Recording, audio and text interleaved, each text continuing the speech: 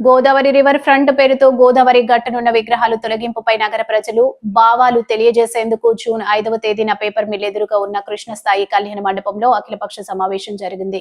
రాజమండ్రి వారసత్వ సంపద పరిరక్షణ సమితి ఆధ్వర్యంలో జరగనున్న ఈ సమావేశానికి నగర ప్రముఖులు, మేధావులు, అన్ని పార్టీల నాయకుల్ని ఆహ్వానించినట్లు సమితి కన్వీనర్ దేశిరెడ్డి బలరామ నాయుడు తెలిపారు. ఈ సందర్భంగా మంగళవారం రాజమహేంద్ర కళాశాలలో సమావేశం జరిగింది.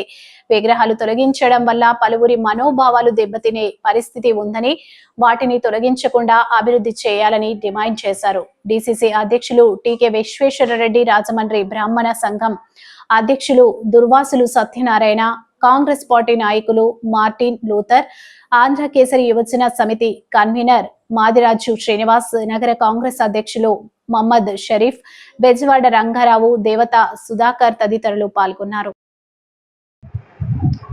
5/6/25 గురువారం ఉదయం 10:30కి శ్రీ కృష్ణసాయి కళ్యాణ మండపంలో అఖిలపక్ష సమావేశం నిర్వహించబడుతుంది. దానికి ప్రతి ఒక్కరు కూడా హాజరు కావాలని చెప్పి ఉత్సాహవంతులు, మరి విగ్రహాల మీద ఉన్నటువంటి అభిమానం అందరూ కూడా ప్రతి ఒక్కరికి చెప్పలేదనుకోకుండా, చెప్పినా చెప్పకపోయినా ప్రతి ఒక్కరూ హాజరు కావాలని కోరి ప్రార్థిస్తున్నాం. మీరు అఖిలపక్ష సమావేశానికి పుర ప్రముఖులు అందరూ కూడా, మరి ఎక్స్ ఎమ్మెల్యేలు, ప్రజెంట్ ఎమ్మెల్యేలకి, అలాగే ఎంపీ గారికి, పురంధేశ్వరి గారికి, ఎక్స్ ఎంపీ గారు అందరూ కూడా ప్రతి ఒక్కరూ హాజరు కావాలని స్వయంగా నిర్దేశం ఇవ్వడం జరిగింది.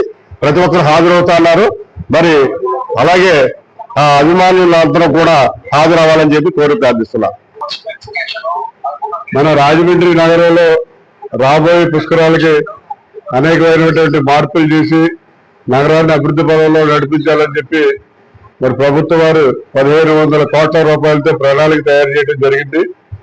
దాని మీద గోదావరి గట్టున ఉన్న విగ్రహాలను తొలగించాలని చెప్పి కొంతమంది అపోహపడుతున్నారు. కొంతమందికి అనుమానాలు ఉన్నాయి. కాబట్టి అవన్నీ నివృత్తి చేసుకుని మన గోదావరి పుష్కరాల్ని ఎలా మనం గ్రాండ్ గా జరిపించాలనే విషయం మీద రాజమండ్రి నగరంలో ఉన్నటువంటి ప్రముఖులు, ప్రజాప్రతినిధులు, అన్ని రాజకీయ పార్టీ నాయకులతో కలిసి 5వ తేదీ ఈ గురువారం నాడు కృష్ణసాయి కళ్యాణ మండపం, పేపర్ మిల్ ఎదురుగా ఉన్న కృష్ణసాయి కళ్యాణ మండపంలో అఖిలపక్ష సమావేశం ఏర్పాటు చేయడం జరిగింది. కాబట్టి రాజమండ్రి నగరంలో ఉన్న పుర ప్రముఖులు, వివిధ రాజకీయ పార్టీ నాయకులు, అలాగే ప్రజాప్రతినిధులు అందరూ కూడా వచ్చి వారి యొక్క అమూల్యమైన సలహాలు ఇచ్చి వాటి మీద తీర్మానాలు చేసి తీర్మానాలని ప్రభుత్వం వారికి, కలెక్టర్ గారికి ఇవ్వడం జరుగుతుంది.